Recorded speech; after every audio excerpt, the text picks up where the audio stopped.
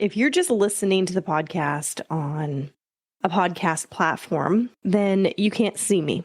But if you are listening and watching on YouTube, then you will notice that I am a little plain today. I'm clean-faced. I don't have any makeup on.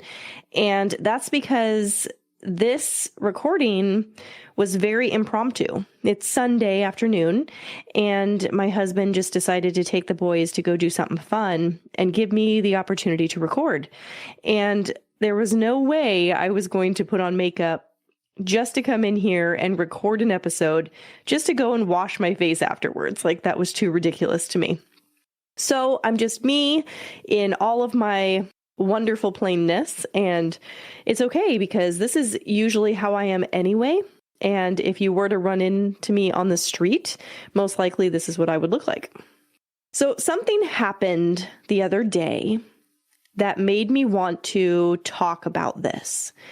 And I'll get into what happened, but you know that whole idea of love thy neighbor as thyself. Basically, the idea is to treat others as if they are yourself. So it's kind of the golden rule, right? You want to treat others the way that you would want to be treated. But it's a little more convoluted than that because it's putting it in the perspective of imagining yourself behaving like they are, and then allowing you the opportunity to treat them as if it was you behaving that way. So it kind of puts you in this perspective of putting yourself in their shoes or trying to understand why they're behaving the way that they are. And there's something I really like about that, because when you understand something, there really is no reason to forgive anything. You understand it, you get it. And I've talked about that a little bit, how understanding negates forgiveness. There's really no need for forgiveness if you understand why somebody does something. So I really like that idea. But there's a lot that comes along with loving thy neighbor.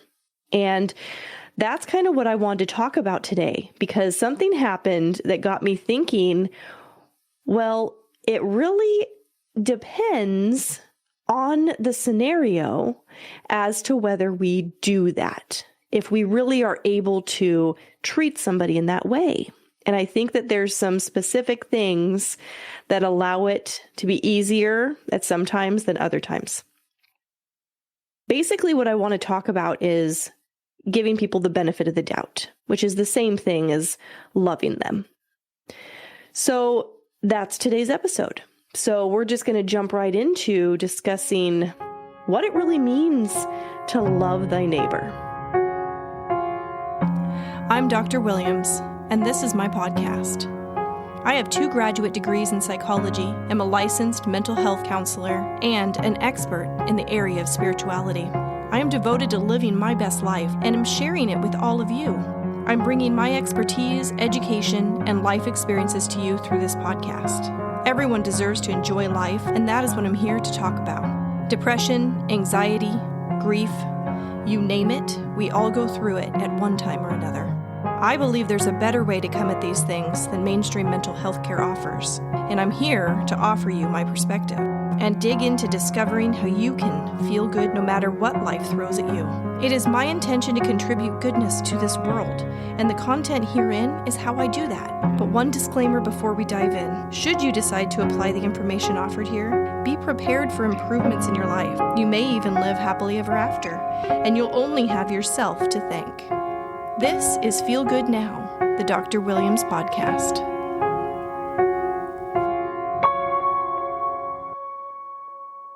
What ended up happening recently was my husband and I and the kids were on our way to the baseball fields here in our town. Both the boys had games. Actually, I believe it was opening day. It was opening day for baseball. So all of us were loaded up in the truck and we're on our way. And John was driving. I was in the passenger seat and the boys were in the back. Well, as we were on our way there, we got into a little bit of a, I don't want to call it an altercation because it wasn't an altercation. We had an experience in our truck, which involved another driver. And what had happened was they came out into the road. They had crossed a lane of traffic. They were crossing the center turn lane and coming over into our lane of traffic. And it caused John to swerve onto the shoulder to make sure that we didn't get hit. And there was a split knee-jerk reaction time where it was like, whoa, what is this person doing? And I know you know what I'm talking about. I find it so funny that I have a tendency to talk so much about cars and driving. Like, I really don't spend that much time on the road, but there's a lot that happens when we're in our cars. And I just think that it's interesting psychologically. A lot of different characteristics of psychology come out when we're involved with other people on the road driving cars. So anyway, there was that moment of, whoa, what's this person doing? Right? It was kind of like a moment of offense. We're offended. Like, whoa, you're about to hit us. What the heck are you thinking? And why are you behaving in this way? And then my husband recognized the person. And he goes, oh, that's so-and-so. And then he started making excuses for him. He started saying stuff like, oh, I wonder if the truck was about to die and he had to keep it going, or this, that, or the other thing. And in the moment, I said, wow, isn't that interesting?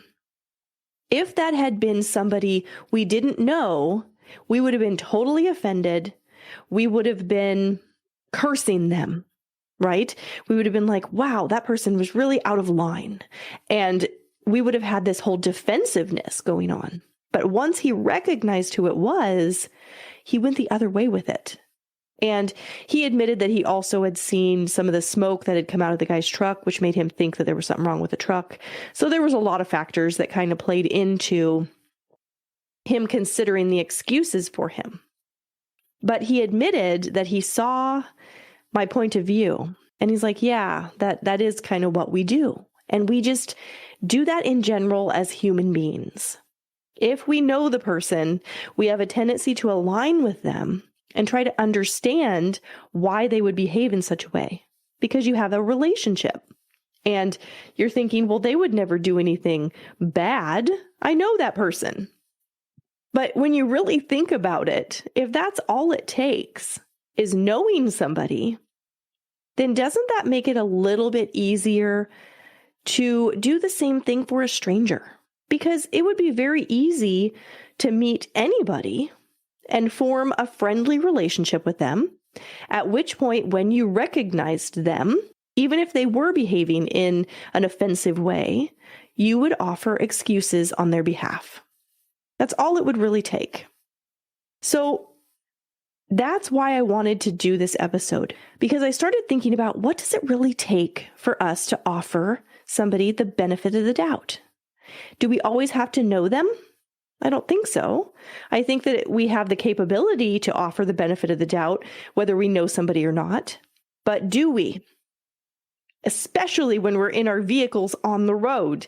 It's just so much easier to be defensive and kind of fight back when somebody behaves in a certain way on the road that makes you go, hey, you're at fault here and you shouldn't be treating me this way. And I'm guilty of this. Even though I find that my own driving experiences are much more laid back, easygoing now. I don't usually have negative interactions with other drivers, but I have in the past. And I know what that feels like to feel offended when somebody does something on the road, like cutting me off or tailgating, things that make me go, why are you being like this? And you need to stop. And it kind of turns me into a different person, because normally I would be very understanding and kind and open if I was face to face with somebody in any given situation. I feel like I can align with just about anybody. But when you're in the vehicle and you figure, I'm never going to see this person again, and then you're just open about getting into a little bit of a quarrel. It's that whole knee-jerk reaction. And Knee-jerk responses to things usually are not beneficial to us, especially when we're out of alignment with our source. If we are in alignment, a knee-jerk response would usually be with love or kindness. When defining a knee-jerk response, it's usually a negative kind of response. And it's something that I think happens for a couple of different reasons. I think that we learn it by being around other people who respond in such a way, and we learn, okay, this is how you respond when this kind of thing happens. And then you start practicing it, and you start responding yourself that way, and then that just builds momentum, so that when it happens again, you automatically start responding in the same way you did the last time something like that happened. And that has to do with vibration. In any given situation, you have a vibration that you're offering. Let's say somebody cut you off on the road, okay? And you respond in a defensive way. You're yelling at them, you're cursing them, you are defensive, and you hate this person. Those are feelings that you're having when they cut you off. Then that person goes along living their life. You go along living your life. Well, the vibration that you offered in that situation is still there. And it's associated with that kind of experience. So in the future, when you have a similar experience to that, your knee-jerk reaction is going to pick up where you left your vibration last. Your vibration is always where you left it. So that's why it's important to do vibrational work and to clear things out, to clean up your vibration when you have negativity, because you will have that same experience again when that happens again, unless you do clean it up. If you clean it up, it could be completely different. I can use an example to this because I realized something recently that happened, and it related directly to where I had left my vibration the last time. A year ago in July, my husband's birthday's in July, I had a little party for him, and we had a cornhole tournament. And so we had our cornhole boards out. It was potluck, all this food, and we had a great time. And then when it came time for everybody to go home and cleaning up, I was rushing around, putting things away, and I opened up a closet, and a big wooden stool fell out of the closet right on the top of my foot, and oh my gosh, did it hurt. Like, it hurt me badly. There was a little bit of a cut, it was bruised, and it was hard to wear shoes for weeks. Well, fast forward to a week ago, John and I were getting ready to be in a cornhole tournament, and we wanted to practice. So we got our boards back out, and we played a little bit, practiced a little bit. And then when we were done with that, we wanted to go spend some quality time with the boys in our hot tub. So we get into the hot tub, and the boys are splashing around or whatever, and Ian splashes the water, and it gets into my eye, and I have makeup on, so now I have makeup in my eye, and I'm getting out of the hot tub, wrapping myself up, holding my eye, and rushing to the shower to clean up and fix my eye. Well, on my way into the house, somehow my foot ended up under the corner of the door, and I got an injury on the top of my foot where there's a bad bruise still now, and it hurt. It hurt really bad. It hurt just like the last time when I dropped the stool on my foot. And at the time, I just responded out of pain and anger and frustration. And then later, when I was sitting with it, when I was more calm and I was in a better state of alignment again, my inner being communicated to me that that's why that happened. Because the last time that we had our boards out playing cornhole, I had that associated vibration of getting hurt. And then when we went to play again, it happened again. The vibration was still alive in an association with something that I had been doing. That might seem far-fetched to you, but it made sense to me when it came to me. And I thought, oh, of course, because I never cleared that up. I never cleaned up my vibration as it associated with that gameplay and what had happened when I got the injury. So it made sense that I would have a vibration of getting hurt again. And it happened in a very similar kind of way, the same part of my body. Real quick, before I get back to this topic, I want to know if you have a product or service that aligns with the content here on the Dr. Williams podcast. If so, this space could be your advertisement. Reach out to me by going to drwilliamspodcast.com. Okay, back to the episode. Things like that are happening to us all the time. And sometimes you notice it, right? Like, for instance, ever since the pandemic, I have been using Instacart. And I love Instacart. Actually, Instacart is an affiliate of mine for the podcast, but I haven't done any promoting for it or anything. It's just been kind of sitting there. But I believe in the company. It saves me so much time. I don't have to go to Costco, although much to John's dismay because he loves going to Costco. But I'm not much of a shopper. Like, I stick to my list. I go in, I get what I need to get, and I get out. And every now and again, I'll want to go and peruse, and we kind of just spend our time walking the aisles and looking at stuff. But for the most part, that's not something that brings me pleasure.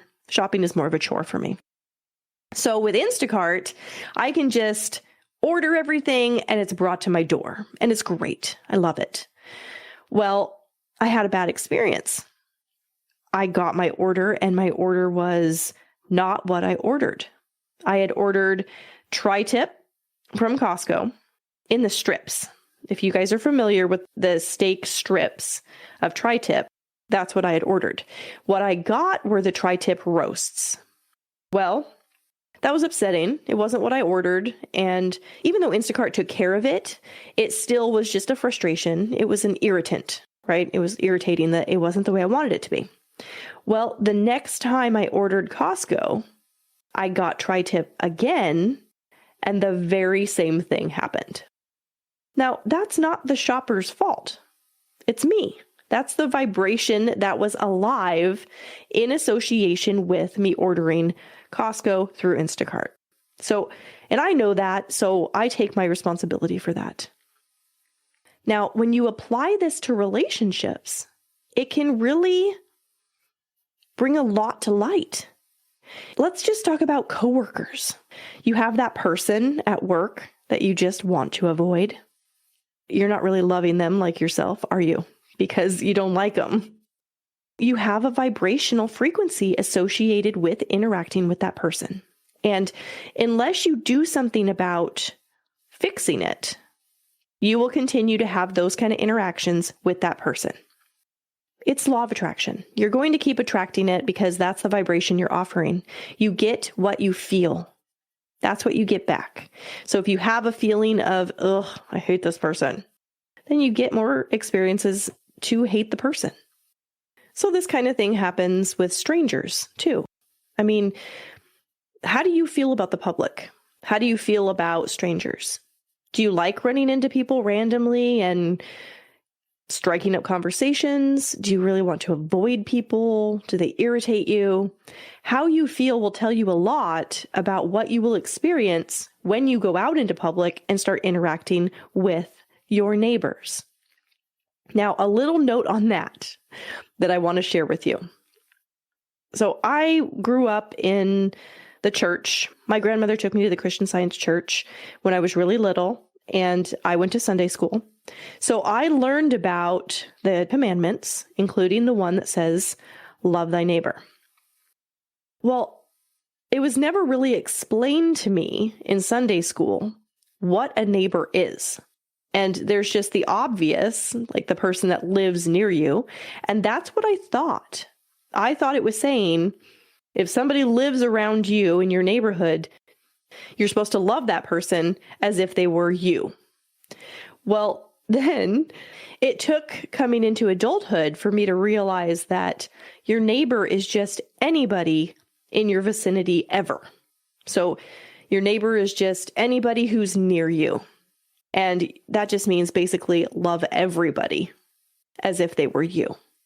That further expanded in my understanding when I was reading the Conversations with God book series, and I was exposed to the information, which I have now come to believe as true, that we all are God or source energy, and that God is not separate from us.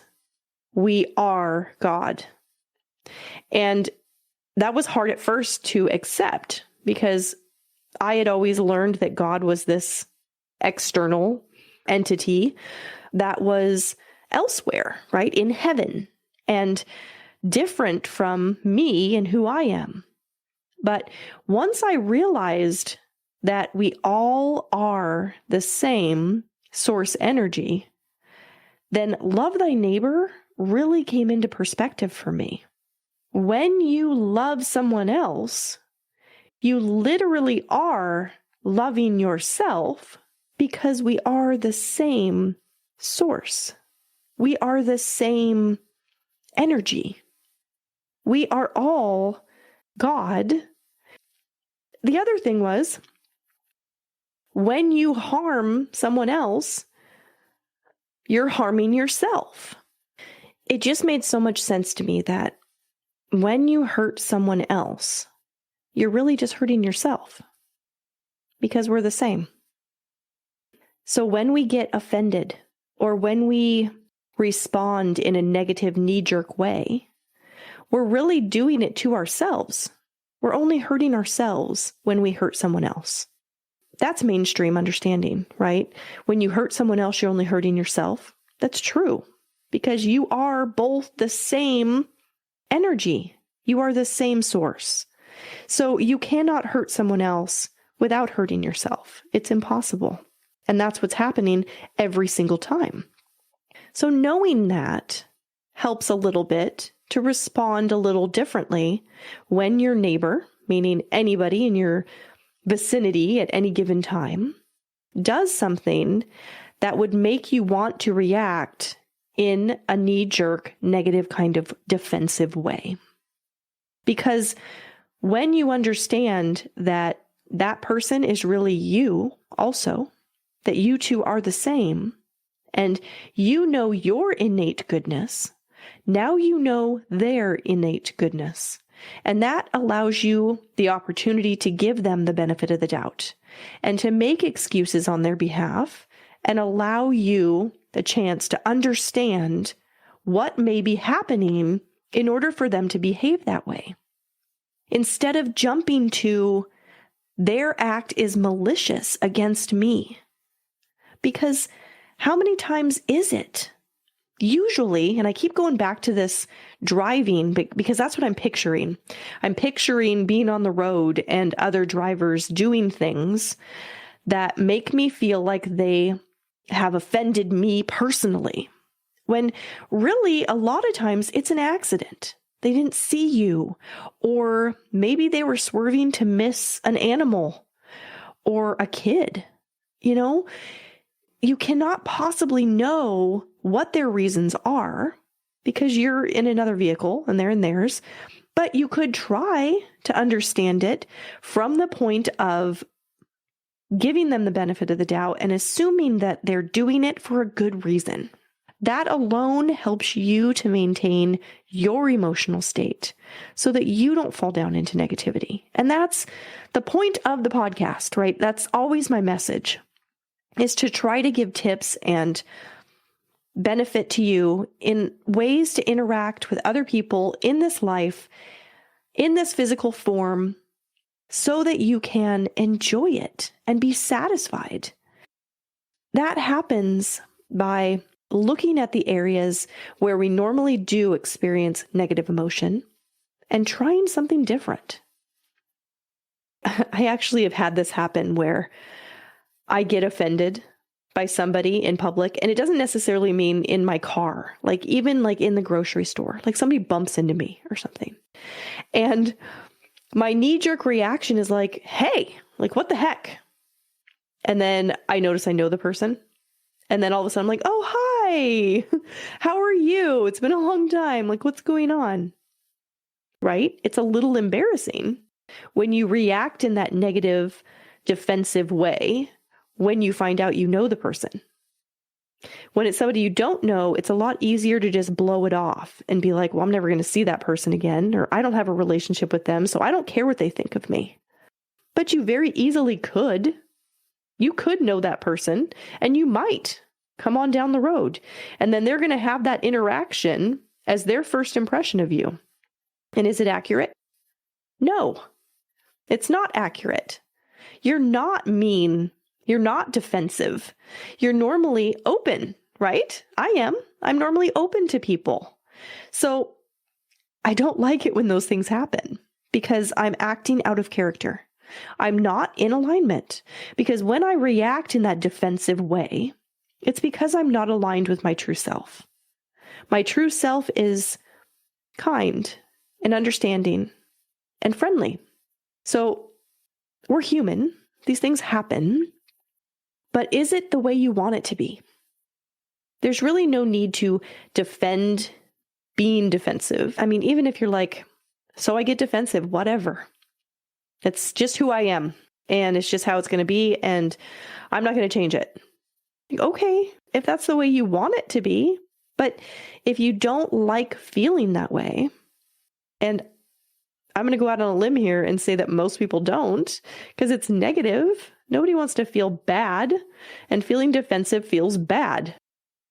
All I'm saying is there might be a way for you to approach these things differently so that you can clean up your vibration, so that when these interactions do happen, it's not a negative thing, and it doesn't drop you down in emotion to not feeling good. It comes from taking a different stance on how people are interacting with you.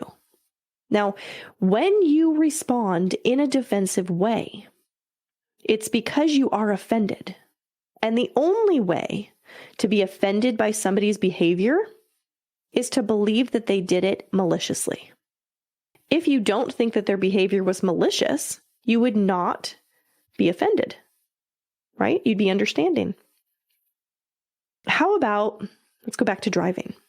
How about when you're driving and somebody does something offensive to you, and then all of a sudden they are like waving and they're mouthing, oh, I'm so sorry, I'm so sorry. You can literally see the apology on them after they commit the offense. And even though your knee-jerk response was to be angry, frustrated, and defensive, now all of a sudden you melt a little bit, don't you?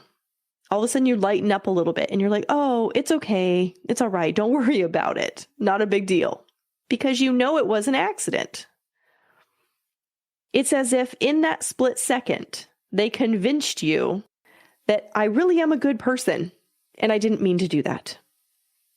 Even if somebody doesn't respond that way, or you don't see it, maybe you just don't see them responding that way, they're still good people. I mean, very rarely are people out driving around looking for people to offend. They're too selfish for that.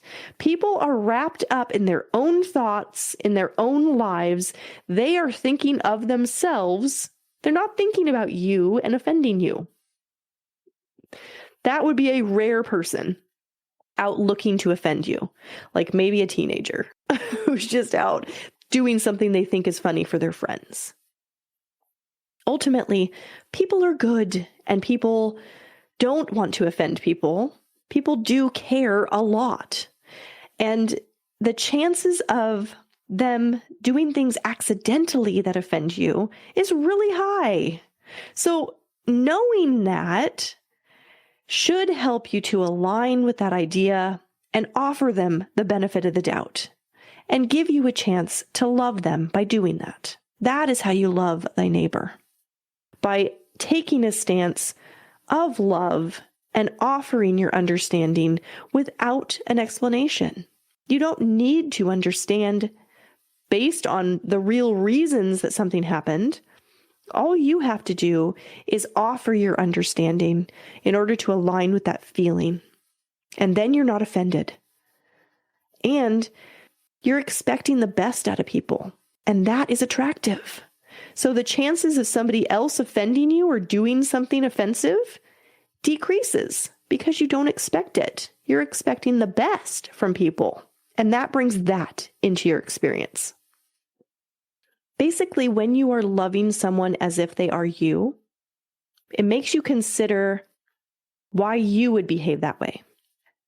What could have happened to lead you to behaving the way that they did in an offensive way? Because you wouldn't normally offend somebody intentionally. So what could have happened that would lead you to behave that way so that you accidentally offended somebody? That's how you align with that person and love your neighbor. Just by taking a moment to think about how it would be for you and applying love to it, because you know and you know that you would never do anything malicious like that. I mean, chances are they aren't either. So if you can align with that, then you don't get defensive, you don't get offended. You just go about your life understanding that things happen and nobody meant you any ill will or harm. That's how you clean it up in the moment, so that you're offering a vibration that is in alignment with more of what you want to attract. The moment that you are pushing against and angry, frustrated, defensive, offended, those are the things that you don't want to align with, because then you're going to get more of those things. But if you can understand where the person's coming from, because you're considering how it would be for you, now you're golden. That's the good spot to be. But if you're not able to really do that, there is one other thing that I suggest. Just pretend that it is somebody you know. Say somebody cut you off and you really want to go up on them, right? Maybe pass them, flip them off, cut them off, do whatever you can to let them know that you're not going to put up with that kind of treatment. Well, just imagine it's like your second grade teacher or something. Somebody that you wouldn't want to witness you behaving that way. Somebody you respect. Somebody who you value, and that you value their opinion of you. Because you're not going to behave in a reaction to them in a negative way if you care about what they think of you. If it is your goal to love thy neighbor, to offer people the benefit of the doubt, that's the one easy tip I would offer, is just pretend it's somebody you know or somebody you will know. Somebody who will hold value in your life in some way, regardless of what it is they did to you. If you can try that mindset, at least they won't have any power over your emotions. You're in control of that. You're not getting defensive or offended. They can't make you feel any way. You're choosing your feeling. So whatever thought works for you to get you feeling the way you want to feel, which is always good, you never want to feel bad, do that. All of this is all about maintaining your own happiness, your own feel-good emotion, whatever that might be. It's never really about the other person. It's always about you and being satisfied. So, anybody can do anything to you and it won't matter, because you know how to control your emotions despite what anybody might do. And it comes from an understanding of others being good. And sometimes that requires coming from a place of loving thy neighbor. Whether you know him or not, offer him the benefit of the doubt. That concludes this episode, but if you don't want to wait for the next episode to come out, I have more for you at drwilliamspodcast.com. You can learn more about me and my journey to podcasting, find all the ways to connect with me on social media, and there's a button to subscribe so you're the first to know what's new and upcoming. You also can shoot me an email at hello@drwilliamspodcast.com. You are so special to me, and your support does not go unnoticed. I want to support you too. This podcast is my outlet for growth, because when you teach something, you hold yourself accountable and apply the information in life. But the inspiration for these episodes comes in a variety of ways, and one of those is through you. I want you to feel like this is your show too. So send me a message and let me know which episode is your favorite and why. And tell me if there's a topic you'd want to hear me talk about. Your feedback applies to so many people, and your suggestion could change someone's life for the better. The best way to do this is by subscribing to the show and leaving a review through your favorite podcast platform. I really listen to you guys, and this dialogue feeds my soul.